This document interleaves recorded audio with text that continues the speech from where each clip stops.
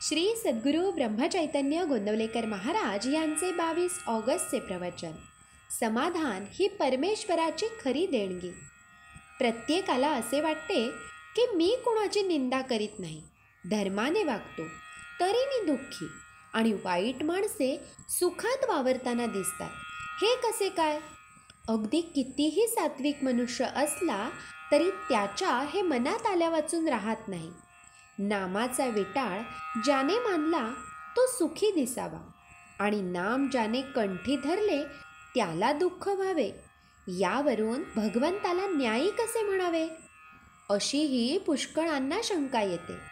खरोखर याचे मर्म जर आपण पाहिले तर आपल्याला असे आढळून येईल की बाहेरून जे सुखी दिसतात ते अंतर्यामी दुःखात बुडालेले असतात. विषय त्यांना पुष्कळ मिळाले, पण त्यामुळे मनाची शांती लाभली तर उपयोग. 2 रस्ते लागले, त्यातला एक चांगला दिसला, पण तो आपल्या गावाला नेणारा नव्हता, आणि दुसरा खडकाळ आणि काट्याकुट्यांचा होता, पण तो आपल्या गावाला नेणारा होता. तर कोणता रस्ता आपण धरायचा? भगवंताकडे जाणाऱ्या लोकांचे गीतेमध्ये 2 वर्ग सांगितले आहेत. एक सांख्य मार्गी आणि दुसरे कर्मयोगी.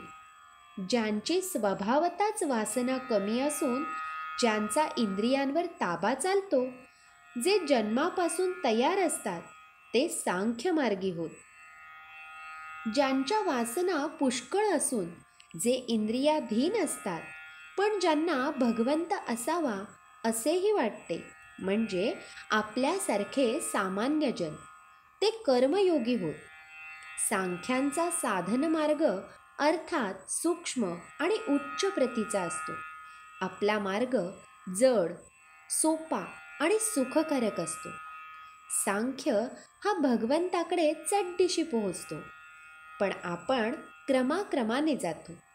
सामान्य माणसाचा मग मार्ग कोणता? तो मार्ग असा, वासना आहे तोपर्यंत योग्य मार्गाने ती तृप्ती करण्याचा प्रयत्न करावा.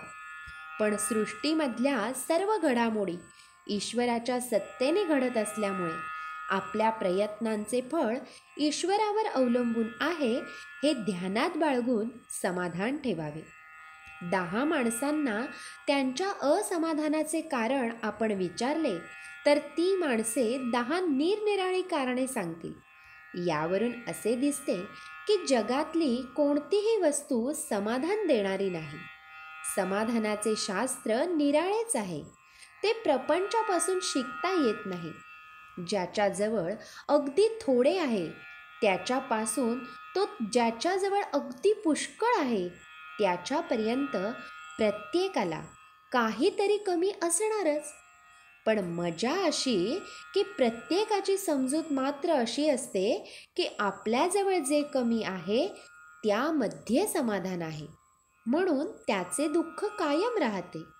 भगवंता वाचून असणारे वैभव आणि ऐश्वर हे कधीच सुख समाधान देऊ शकत नाहीत. समाधान ही परमेश्वराची खरी देणगी आहे. ती मिळवण्याचा उपाय म्हणजे भगवंताचे स्मरण होय.